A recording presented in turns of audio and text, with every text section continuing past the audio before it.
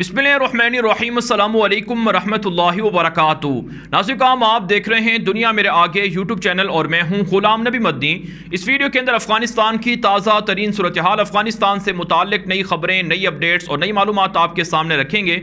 एक तरफ से नाज़रीन, अफगान तालिबान दुनिया के सामने अपने दरवाजे खोले हुए हैं, दुनिया के साथ राबते बहाल कर रहे हैं और अफ़गानिस्तान के अंदर लोगों को अमन और लोगों को ज़रूरियात ज़िंदगी फ़राहम कर रहे हैं और अफ़गानिस्तान के अंदर अमन बहाल हो रहा है। कतर के वज़ीर ख़ारजा ने अफ़गानिस्तान का दौरा किया। कतर की हुकूमत की जानिब से तालिबान के साथ बाहमी ताल्लुकात को प्रमोट करने का इंदिया दिया और सबसे अहम कतर की जानिब से जो कतर के वज़ीर ख़ारजा अफ़गानिस्तान के विज़िट पर आए, उन्होंने मुख्तलिफ ममालिक के जो कंसर्न्स थे, मुख्तलिफ मालिक की जो तालिबान के हवाले से राय थी और जो उनके तहफ़्फ़ुज़ात थे वो तालिबान के सामने रखे और तालिबान और मुख्तलिफ मालिक के दरमियान राबतों के लिए कतर और पाकिस्तान पुल का रोल प्ले कर रहे हैं।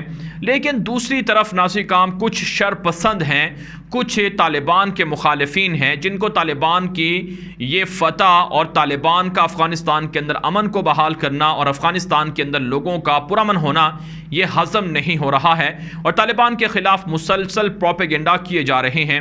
नाज़रीन, सबसे बढ़कर तालिबान की दुश्मनी में जो मुल्क सामने आया है वो भारत है। अमेरिका भी तालिबान के हाथों पिटा है। अमेरिका का 85 अरब डॉलर का असलहा तालिबान ने छीना है, माल गनीमत के तौर पर तालिबान के पास है और पिछले 20 सालों के अंदर अमेरिका के जो खरबों डॉलर बर्बाद हुए हैं वो इसके अलावा हैं। लेकिन नाज़रीन, आप अमेरिका का मीडिया उठा लें और भारत का मीडिया उठा लें, इन दोनों को जब आप सामने रखेंगे, इनका मुवाजना करेंगे तो आपको फ़र्क मालूम हो जाएगा कि अमेरिका के मीडिया पर अगर तालिबान के ख़िलाफ़ तनकीद हो रही है या तालिबान के पॉलिसियों की उस पर उनको क्रिटिसाइज़ किया जा रहा है, तो ये अमेरिका बुग़्ज़ में या अमेरिका इस वजह से नहीं कर रहा कि तालिबान की हुकूमत क्यों आ गई है, बल्कि अमेरिका के मीडिया पर ज़्यादातर जिस बात को लेकर बात की जा रही है वो उनके जो तहफ़्फ़ुज़ात हैं वो ये हैं कि तालिबान की हुकूमत में लड़कियों को भी शामिल किया जाए और तालिबान अपने आप को मॉडर्न कर ले और इसी तरह से तालिबान की हुकूमत के अंदर कुछ जो उनके मुखालिफिन हैं उनको भी शामिल किया जाए, जैसे कि हामिद करज़ई है, अब्दुल्ला है या अशरफ गनी की हुकूमत के दीगर लोग हैं या हज़ारा कम्यूनिटी, शिया कम्यूनिटी से ताल्लुक़ रखने वाले लोग हैं, उनको शामिल किया जाए।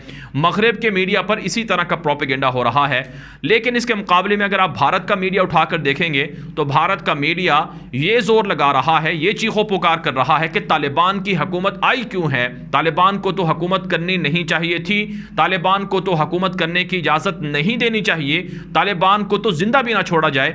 इस तरह की बातें भारत के मीडिया पर हो रही हैं। तो इससे आप अंदाज़ा लगा सकते हैं कि भारत नंबर 1 शैतान है जो अफ़गानिस्तान के अंदर अमन और बदअमनी के लिए रोल प्ले कर रहा है, अमन को ख़राब करने के लिए और बदअमनी के लिए कोशिश कर रहा है। नाज़रीन, भारत का मीडिया, आप इस वक्त हमारी स्क्रीन पर ये कुछ स्क्रीन शॉट देख रहे हैं, इसमें इंडियन एक्सप्रेस का एक स्क्रीन शॉट है और इसके अलावा टाइम्स अखबार है इंडिया का, उसका आप स्क्रीन शॉट देख रहे हैं और हिंदुस्तान टाइम को उठाकर देख लें और रिपब्लिक टीवी को, NDTV को और इसके अलावा ANI न्यूज़ एजेंसी को, जो भी आप भारत का मीडिया उठाएंगे आपको भारत के मीडिया पर सिवाय नेगेटिव कैंपेन के, प्रोपेगेंडे के कुछ नजर नहीं आएगा। नाज़रीन, इसके पीछे वजह यह है कि भारत की बदमाशी, भारत की साजिशें अफगानिस्तान के अंदर ख़त्म हो गई हैं। अब अफगानिस्तान के अंदर से भारत कभी पाकिस्तान पर हमला नहीं कर सकेगा। अब अफगानिस्तान के अंदर बैठकर पाकिस्तान और अफगानिस्तान की जो तकरीबन बड़ी सरहद थी 2690 किलोमीटर, इसको भारत बदअमनी का शिकार नहीं कर सकेगा। नाज़रीन, पिछले 25-26 दिन तालिबान की हुकूमत को हुए हैं। इन 25-26 दिनों के अंदर अफगानिस्तान की सरजमीन से पाकिस्तान पर हमला नहीं हुआ है। जिस तरह से रोज़ाना हमले होते थे, पाक फौज के जवान शहीद होते थे, अब ऐसे हमले नहीं हो रहे हैं। चाहे दाइश हो, चाहे BLA हो, चाहे TTP हो, चाहे भारत की रॉ एजेंसी हो, सब दहशतगर्दों का खात्मा अफगानिस्तान से तालिबान ने कर दिया है। इसलिए भारत चीखो पुकार कर रहा है। भारत को अपनी सरमायाकारी गुम होने का या तालिबान के कब्जे में जाने का इतना गम नहीं है जितना गम भारत को इस बात पर है कि हमारे दहशतगर्दी के अड्डे ख़त्म हो गए हैं। पाकिस्तान पर आइंदा हम अफगानिस्तान की सरजमीन से हमला नहीं कर सकेंगे। यही वजह है नाज़रीन, भारत मुख्तलिफ मालिक के साथ मिलकर लॉबिंग कर रहा है। ऑस्ट्रेलिया के डिफेंस मिनिस्टर को और ऑफिशियल्स को भारत ने अपने यहाँ बुलाया और कहा कि ऑस्ट्रेलिया हमारे साथ खड़ा हो, अफगानिस्तान के अंदर जो टेररिस्ट हैं, अफगानिस्तान के अंदर जो दहशतगर्द हैं, उनको पनपने ना दिया जाए। लेकिन नाज़रीन, ऑस्ट्रेलिया की आलमी सियासत के अंदर भला औकात ही क्या है? और ऑस्ट्रेलिया के बारे में दुनिया के अंदर खुद ऑस्ट्रेलिया की अदालतों में ये बात साबित हो चुकी है कि उनके जो फौजी लड़ने के लिए नेटो के साथ अफगानिस्तान आए थे, उन्होंने बदमाशी की थी, उन्होंने 79 लोगों को शहीद किया था, 79 लोगों की टारगेट किलिंग की थी। यह ऑस्ट्रेलिया की फ़ौजों पर इल्ज़ाम है और ख़ुद ऑस्ट्रेलिया की हुकूमत के ऊपर इल्ज़ाम है कि वहाँ पर जिनसी जराइम बढ़ रहे हैं, ख़वातीन के साथ जिनसी ज़्यादतियाँ हो रही हैं ऑस्ट्रेलिया की पार्लियामेंट के अंदर और उनकी हुकूमत के अंदर, ये इल्ज़ामात हैं। तो ऑस्ट्रेलिया आलमी सियासत के अंदर क्या रोल रखता है? इसका इतना बड़ा रोल नहीं है कि भारत के साथ मिलकर ये अफगानिस्तान को डिस्टेबलाइज कर सके। लेकिन नाज़रीन, इतनी बात ज़रूर है कि ऑस्ट्रेलिया कुछ चीज़ों में तालिबान के खिलाफ प्रेशर डाल सकता है। मसलन अफगानिस्तान की क्रिकेट टीम का ऑस्ट्रेलियन क्रिकेट टीम के साथ एक टेस्ट मैच शेड्यूल था, लेकिन भारत के विजिट पर आने के बाद ऑस्ट्रेलिया ने अफगानिस्तान की क्रिकेट टीम के साथ मैच को कैंसिल कर दिया। पीछे कौन है? भारत है। तो भारत, इसलिए हम कहते हैं कि भारत दुनिया का नंबर 1 शैतान है, नंबर 1 दहशतगर्द है, जो अपने मुल्क के अंदर लाखों मुसलमानों को तंग किए हुए है। भारत से हमें बहुत से नाज़रीन देखते हैं, हम जब उनके अहवाल देखते हैं, जब उनसे वहाँ की सूरत हाल जानते हैं, तो भारत का हर मुसलमान मोदी दहशतगर्द के आने के बाद, RSS के गुंडों के आने के बाद और BJP की हुकूमत आने के बाद इंतहाई परेशान है। उनके बुनियादी हकूक सल्ब किए जा रहे हैं और कश्मीर के अंदर दुनिया देख रही है कि दुनिया की सबसे बड़ी जेल कश्मीर को बनाकर भारत ने रखा हुआ है। तो भारत किस मुंह से अफगानिस्तान की हुकूमत से, तालिबान की हुकूमत से मुतालबा करता है कि वो इंसानी हकूक की वायलेशन करेंगे, वो लोगों को हकूक नहीं देंगे। भारतीय मीडिया पर चीखो पुकार जारी है। भारतीय मीडिया पर बैठकर खवातीन एंकर ये चीखें मार रही हैं और धाड़ रही हैं कि अफगानिस्तान के अंदर तालिबान ने खवातीन को हुकूमत में शामिल नहीं किया है, खवातीन के हकूक सल्ब किए जा रहे हैं, खवातीन को गिरफ्तार किया जा रहा है। भारत के मीडिया को शर्म आनी चाहिए, उन्हें डूब मरना चाहिए जब उनके यहाँ खवातीन पर जुल्म होता है। भारत की पुलिस किस बेदर्दी से, फौज किस बेदर्दी से रोज़ाना कश्मीरियों के घरों पर जाकर खवातीन को हिरासा करती है, जिनसी तशद्दुद का निशाना बनाती है और उन पर पैलेट गनों का इस्तेमाल करके उनको छर्रे मारकर उनको ज़ख्मी कर देती है। तो भारत दुनिया का नंबर 1 शैतान है, भारत दुनिया का नंबर 1 दहशतगर्द है। इसको ब्लैक लिस्ट भी करना चाहिए, इस पर पाबंदियाँ भी लगानी चाहिए। और अब अफगानिस्तान के अंदर भारत बदअमनी के लिए शोर शराबा कर रहा है, लेकिन नाज़रीन काम मेरे अल्लाह का ये फैसला अटल है और इंशाअल्लाह ये बात होकर रहेगी और जल्द होकर रहेगी कि भारत के टुकड़े टुकड़े भी होंगे, इंशाअल्लाह कश्मीर भी आज़ाद होगा और भारत के वो मुसलमान जो भारत के दहशतगर्दों की वजह से मजालिम का, इताब का शिकार हैं, उन्हें भी इंशाअल्लाह निजात मिलेगी, क्योंकि जुल्म जो है वो हमेशा नहीं रहता है। अल्लाह रब्बुल इज़्ज़त के अर्श को जो चीज़ हिलाती है वो मज़लूम की आहें हैं। नाज़रीन काम हदीस पाक के अंदर ये आता है कि जो मज़लूम की आहें हैं, जो मज़लूम की बद्दुआएं हैं, वो अल्लाह ताला के अर्श को हिला देती हैं और अल्लाह ताला फिर मज़लूम की मदद करने के लिए ख़ुद मदद करते हैं और मज़लूमों को इंसाफ मिलता है, जैसा कि अफ़गानिस्तान के अंदर हुआ। तो इंशाअल्लाह इस्लाम का उरूज होने वाला है, इस्लाम का उरूज शुरू हो चुका है। अफ़गानिस्तान से जालिम भाग निकले हैं दुनिया के 50 मुल्क। नाज़रीन काम दुनिया की 50 कुफरिया ताकतें एक तरफ थीं और अल्लाह रब्बुल इज़्ज़त का जो ग्रोह था जिसे हिज़्बुल्लाह कहा जाता है वो एक तरफ था और रहमान के बंदे, रहमान का लश्कर जीत गया है और शैतान का लश्कर हार गया है। भारत हारेगा और भारत के टुकड़े भी होंगे। जबकि नाज़रीन काम भारत के साथ है जो दूसरा मुल्क है जो अफ़गानिस्तान के अंदर अमन की वजह से काफ़ी परेशान है, तालिबान की हुकूमत की वजह से काफ़ी परेशान है, वो ईरान है।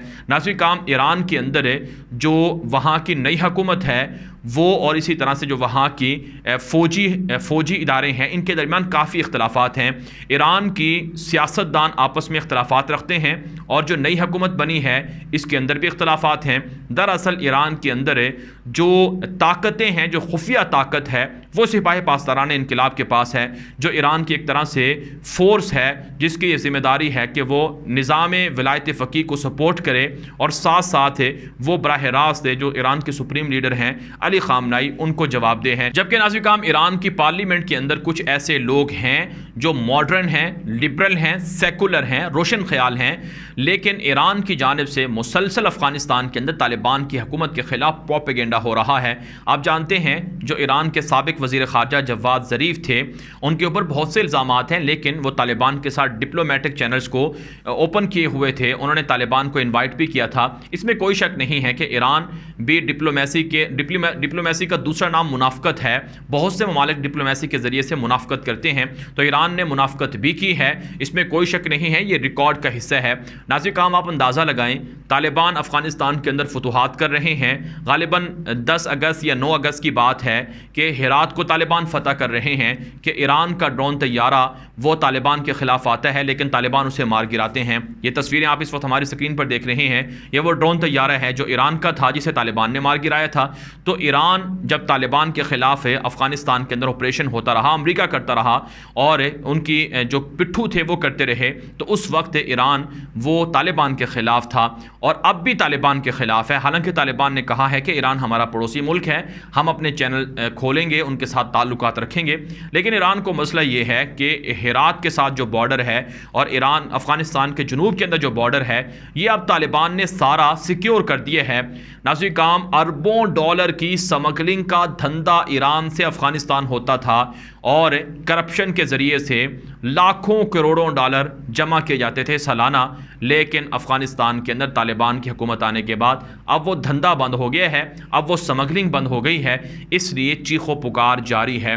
ये जो ईरान के मीडिया पर हम मुसलसल देख रहे हैं कि पाकिस्तान ने पंजशीर के अंदर मुदाखलत की है, ISI आकर वहाँ पर लड़ी है, यहाँ तक कि अब ईरान के मीडिया पर यह खबर भी आ रही है कि पाकिस्तान अमरीका का रोल अफ़गानिस्तान के अंदर प्ले ना करे। हालांकि पाकिस्तान अमरीका का रोल नहीं, बल्कि पाकिस्तान अमन का रोल प्ले कर रहा है। अमरीका का रोल तो ईरान ने खुद प्ले किया है, जैसा कि इराक के अंदर है, जैसा कि शाम के अंदर है, जैसा कि यमन के अंदर है और जैसा कि लबनान के अंदर है। तो ईरान पहले अपने गिरबान में झांके, फिर पाकिस्तान पर बात करे। पाकिस्तान ने इस हवाले से ईरानी अथॉरिटीज़ के साथ आवाज़ उठाई है कि पाकिस्तान की फ़ौज को, ISI को, पाकिस्तान की हुकूमत को ब्लेम ना किया जाए, अफ़गानिस्तान को डिस्टेबलाइज ना किया जाए। और ऐसे काम अफ़गान तालिबान ने भी ईरान को समझाया है कि वो अपने रवैयों पर गौर करे और तालिबान के ख़िलाफ़ प्रोपेगेंडा ना करे। नाज़रीन काम ईरान की सड़कों पर कुछ शरपसंद लोग निकलकर तालिबान के ख़िलाफ़ नारेबाजी कर रहे हैं और कुछ ख़वातीन को भी निकाला जा रहा है।